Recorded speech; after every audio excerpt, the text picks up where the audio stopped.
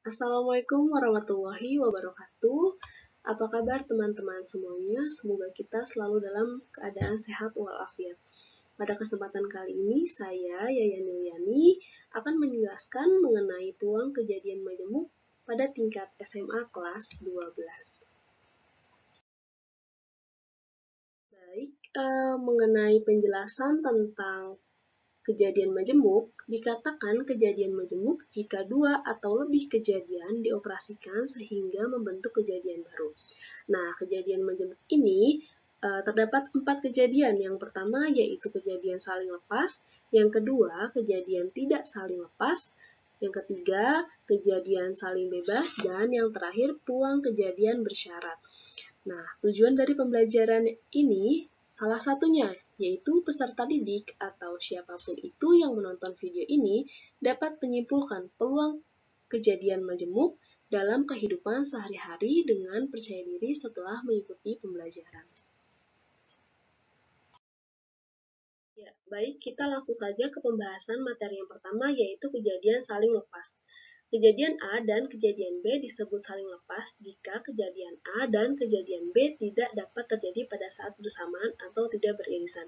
Jika kita tuliskan dalam bentuk diagram Venn, maka bentuknya seperti ini. Kejadian A dan kejadian B tidak terdapat irisan. Nah, untuk rumusnya, peluang A atau peluang B sama dengan peluang A ditambah peluang B. Untuk contoh soalnya, pada pelemparan dua buah dadu sekaligus, hitunglah peluang munculnya dadu berjumlah 6 atau dadu berjumlah 11. Nah, kita tulis di sini yang A kejadian muncul dadu berjumlah 6. Kita tulis semua segala kemungkinan dadu berjumlah 6. Yaitu di sini 1 dengan 5, 2 dengan 4, 3 dengan 3, 4 dengan 2, dan 5 dengan 1. Maka berapa banyak kemungkinannya? Untuk NA yaitu 5.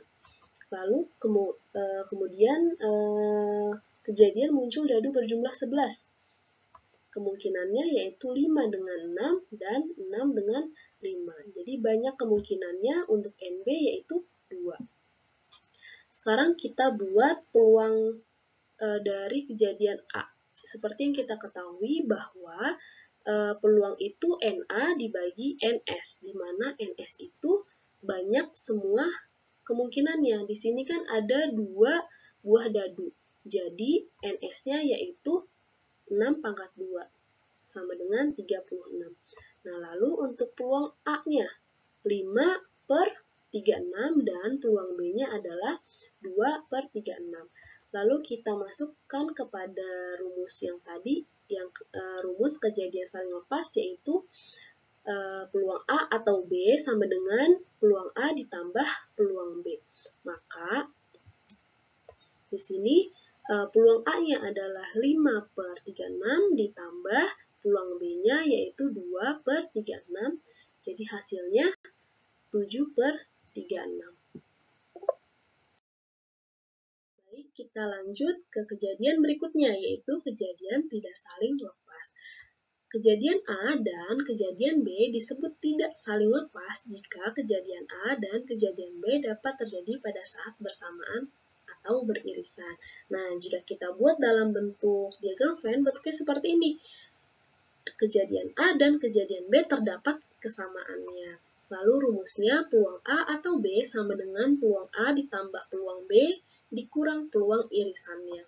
Kita coba contoh di bawah ini, 2 buah dadu berwarna merah dan biru dilempar 1 kali bersamaan. Tentukan peluang munculnya mata dadu lebih dari 4 untuk dadu warna merah atau munculnya mata dadu lebih dari 5 untuk dadu warna biru. Nah, untuk soal yang seperti ini saya buatkan tabel agar lebih mudah dalam pengerjaannya.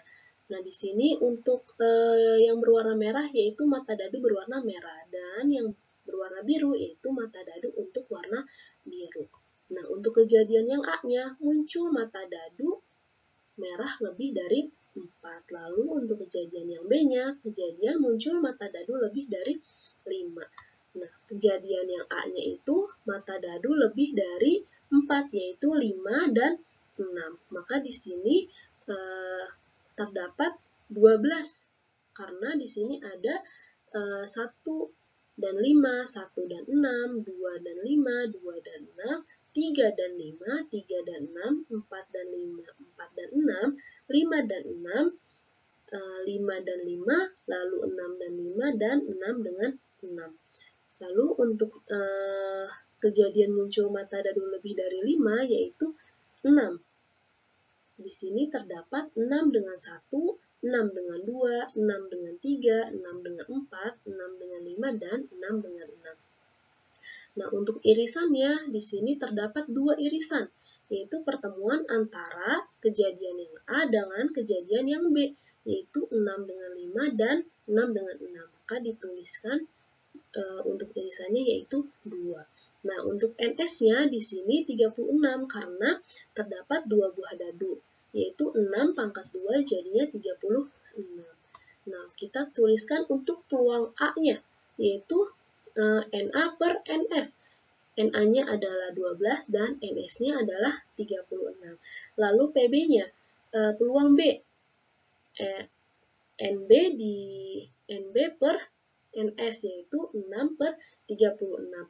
Lalu untuk irisannya 2 per 36. Nah, selanjutnya kita masukkan ke rumus sebelumnya, yaitu untuk peluang A-nya, yaitu 12 per 36. Lalu ditambah peluang B-nya 6 per 36 dikurang peluang irisannya 2 per 36. Maka hasilnya 16 per 36. Kita sederhanakan lagi, maka hasilnya 4 per 9.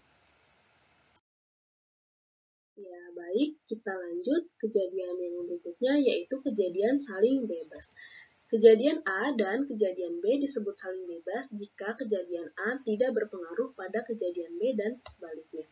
Nah, kita peroleh dari rumusnya, yaitu peluang A dan B sama dengan peluang A dikali peluang B. Kita coba contoh di bawah ini. Pada pelemparan sebuah dadu dan sebuah koin secara bersamaan, tentukan peluang muncul mata dadu bilangan prima dan muncul sisi angka pada koin. Ya, kejadian A kita misalkan sebagai kejadian muncul mata dadu bilangan prima, yaitu 2, 3, dan 5. Maka diperolehlah NA-nya yaitu 3. Nah, untuk peluang A-nya, NA per NS, yaitu 3 per 6. Mengapa 6? Karena tadi sudah jelas ya bahwa sebuah dadu itu berjumlah 6. Nah, untuk kejadian B-nya, kejadian muncul sisi angka pada koin. Karena koin hanya terdapat 2 sisi, yaitu sisi gambar dengan sisi angka, maka peluang untuk B-nya yaitu 1 per 2. Lalu kita masukkan ke rumus sebelumnya, yaitu peluang A dan B sama dengan peluang A dikali B. Maka peluang A-nya adalah 3 per 6 dikali peluang B-nya 1 per 2. Diperolehlah 3 per 12. Di sini kita bisa lihat ya teman-teman, bahwa kejadian saling bebas itu kan memang kejadian antara A dan B itu tidak berpengaruh. Nah, di contoh yang ini, kejadian muncul mata dadu bilangan prima dengan munculnya sisi angka pada koin tidak terdapat pengaruh antara dua kejadian tersebut. Ya, baik, kita lanjut ke pembahasan materi yang terakhir, yaitu kejadian bersyarat. Kejadian bersyarat adalah kejadian tidak saling bebas, tetapi kejadian tersebut saling mempengaruhi. Peluang bersyarat adalah peluang terjadinya kejadian B apabila kejadian A telah terjadi. Ditulis seperti ini, peluang B setelah A sama dengan peluang B irisan A per peluang A. Kita coba contoh di bawah ini. Pada pemilihan ketua organisasi, terdapat 14 calon, 8 laki-laki dan 6 perempuan. Di antara 8 laki-laki merupakan calon ketua, 5 diantaranya masuk ranking 10 besar di kelas masing-masing, dan di antara 6 perempuan yang merupakan calon ketua, 4 diantaranya masuk ranking 10 besar di kelas masing-masing. Tentukan peluang yang terpilih adalah laki-laki dan masuk ranking 10 besar. Nah, untuk mempermudah soal ini kita buat dengan tabel, yaitu calon ketua laki-laki dan perempuan. Nah, ini ada yang masuk ranking 10 besar dan yang tidak masuk ranking 10 besar. Untuk kejadian yang A-nya nih, kejadian yang terpilih masuk ranking 10 besar. Dan untuk kejadian B-nya adalah kejadian yang terpilih adalah laki-laki, sesuai dengan pertanyaan dari soal tersebut. Nah, untuk yang masuk ranking laki-laki adalah 5 orang, dan yang tidak masuk ranking sisanya yaitu 3 orang, karena yang mencalonkan diri untuk laki-laki terdapat 8 orang. Lalu untuk yang perempuan yang masuk ranking 10 besar adalah 4 orang, dan sisanya 2, karena yang mencalonkan diri untuk perempuan adalah 6 orang. Nah, kita buat di sini NA-nya, yaitu 9, karena NA di sini kan kejadian yang terpilih masuk ranking 10 besar, yaitu laki-laki dan perempuan, 5 ditambah 4, jadi hasilnya 9. Dan lalu untuk nilai NB-nya, yaitu kejadian yang terpilih laki-laki, adalah berapa orang?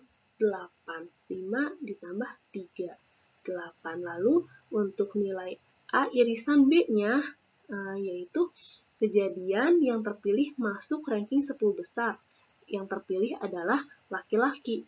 Nah, berarti yang masuk ranking 10 besar laki-laki itu adalah 5 orang. Nah, kita buat untuk masukkan ke dalam rumus yang sebelumnya tadi. Peluang B setelah A terjadi sama dengan peluang B irisan A per peluang A. Nah, kita buat di sini peluang A-nya tadi berapa? Adalah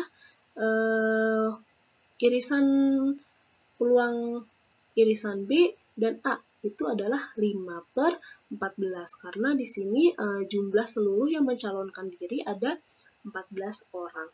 Lalu peluang A-nya adalah 9 per 14. Karena di sini adalah pembagian pecahan, maka kita rubah menjadi perkalian, jadi 5 per 14 dikali 14 per 9. Maka hasilnya adalah 5 per 9.